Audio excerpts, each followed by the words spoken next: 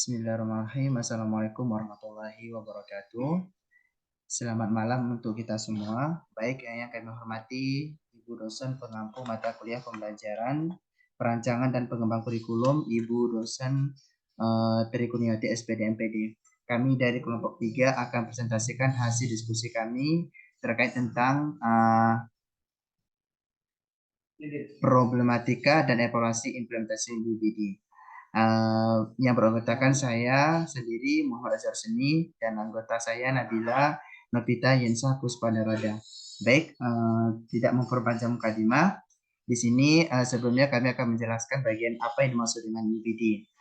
Dalam hal ini akan dijelaskan oleh saudari Novita. Disilakan.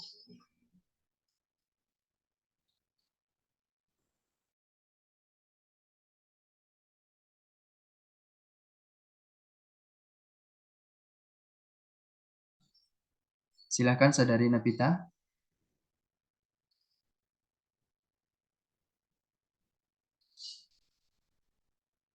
Ya, sepertinya saudari Novita ada agak. Silakan saudari Novita menjelaskan bagian pertama. Oke, baik. Terima kasih kepada moderator. Yang pertama yang akan saya jelaskan terlebih dahulu adalah UBD. Apa sih itu UBD? UBD singkatan dari Understanding by Design, di mana ini adalah suatu pengembangan kurikulum yang dirancang terbalik melalui alur mundur atau biasa disebut dengan backward, di mana pengembangan kurikulum UBD dilakukan dengan memulai pengembangan dari langkah terakhir, yaitu dengan menentukan identitas hasil atau tujuan, menentukan bukti penilaian dan perencanaan pembelajaran, di mana wakil kepala sekolah bidang kurikulum memiliki peran dalam menyusun program pengajaran, menyusun kalender pendidikan, menyusun pembagian tugas mengajar guru, menyusun jadwal pelajaran, jadwal penerimaan buku laporan pendidikan, kemudian menyediakan silabus seluruh mata pelajaran, dan menyediakan serta memeriksa daftar hadir guru dan juga mengatur kelengkapan sarana guru berdasbud. Oke, baik, demikian. Saya kembalikan kepada moderator. Terima kasih kepada saudari Novita. Berikutnya,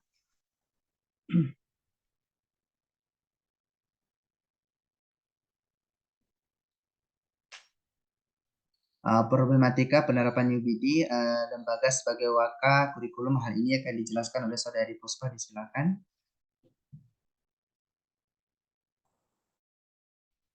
Baik, terima kasih kepada moderator.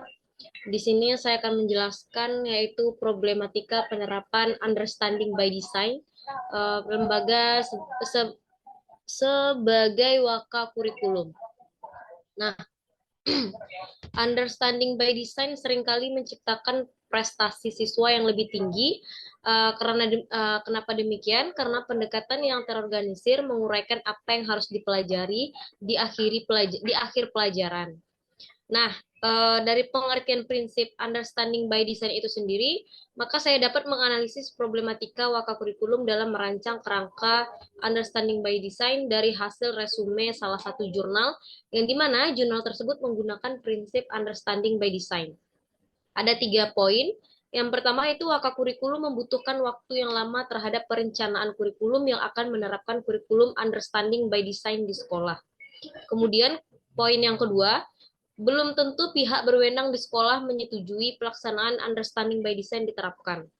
Dan yang terakhir itu ada tidak semua sekolah menggunakan Understanding by Design sehingga kurangnya referensi bagi waka kurikulum itu sendiri. Sekian pemaparan materi dari saya kembalikan kepada moderator. Baik, terima kasih. Materi berikutnya akan dijelaskan oleh saudari Nabila. Disilakan saudari Nabila. Baik, saya akan melanjutkan pemaparan dari Puspa. Jadi, Understanding by Design ini merupakan pendekatan pembelajaran yang menitikberatkan pada tujuan pembelajaran dan menitikberatkan pada pembelajaran dan pemahaman peserta didik. UBD memiliki prinsip desain pembelajaran mundur yang berbeda dengan prinsip desain pembelajaran lainnya. Kesulitan dalam mengkoordinir penyusunan perangkat pembelajaran yang dibuat oleh masing-masing guru mata pelajaran dengan menggunakan UBD. yakni banyaknya guru yang terbiasa dengan cara penyusunan alur maju sehingga wakil kurikulum dapat mengkoordinir kepada yang tidak mau menggunakan kerangka UBD. Saya kembalikan kepada moderator. Terima kasih kepada Saudari Nabila. Materi berikutnya mengenai tentang masih pada problematika yang hal ini selanjutnya dijelaskan oleh Saudari Yensa. Silakan. Terima kasih kepada moderator. Di sini saya akan melanjutkan mengenai problematika penerapan UBD pada lembaga sebagai wakil kurikulum. Pengembangan kurikulum ini perlu didukung dengan desain dalam proses pembelajaran, termasuk pemahaman dengan pendekatan desain dalam pembelajaran. Salah satunya menggunakan pendekatan pembelajaran understanding by design. UBD juga merupakan cara pandang dalam merencanakan dan melaksanakan proses belajar mengajar dengan menggunakan teknik backward design atau teknik terbalik. Mundur. Wakil kurikulum memerlukan waktu untuk memahami secara detail tentang pengembangan suatu kurikulum, serta harus memahami berbagai masalah dalam pengembangan UBD, sehingga nantinya dalam penerapan akan berjalan sesuai dengan yang diharapkan.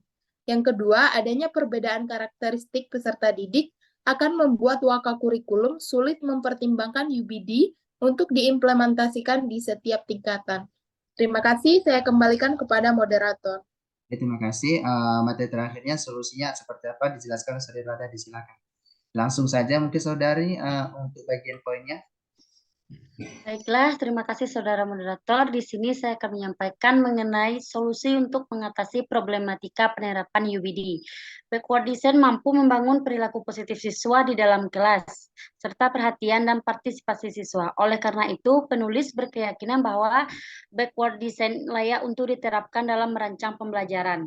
Pertama, mengawasi pelaksanaan kurikulum UBD, apakah berjalan dengan lancar atau tidak.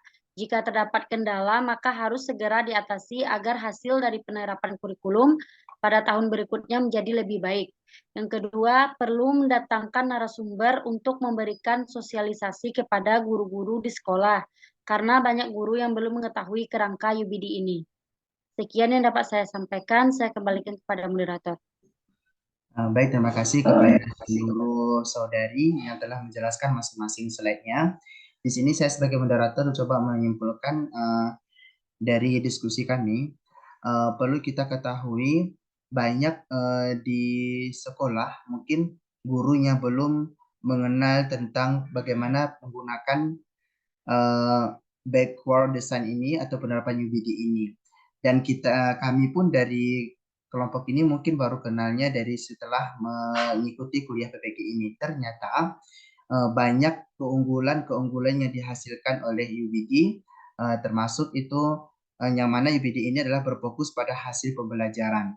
Nah, banyak kendala problematika untuk penerapan dari UBD ini di sekolah, salah satunya adalah banyaknya guru masih menggunakan terbiasa penyusunannya maju dan belum mengetahui. Oleh sebab itu, perlu rasanya untuk melakukan berbagai solusi untuk mengatasi problematika tersebut. Salah satunya adalah mengawasi pelaksanaan kurikulum UBD apakah berjalan dengan lancar atau tidak. Perlu implementasi ke sekolah, ke antar sekolah, bagaimana dampak terhadap hasil belajar jika menggunakan penerapan UBD tersebut. Yang berikutnya adalah untuk mengatasi problematika tersebut, perlu mendatangkan seorang narasumber untuk memberikan sosialisasi kepada guru-guru di sekolah bagaimana manfaat UBD itu akan hasil pembelajaran bagi peserta didik. Mungkin itu saja yang dapat kami sampaikan dari kelompok 3. Terima kasih atas perhatiannya. Jika ada kesalahan kami mohon maaf. Kami sudahi dengan hamdalah alhamdulillahirabbil alamin. Assalamualaikum warahmatullahi wabarakatuh. Sekian dan terima kasih.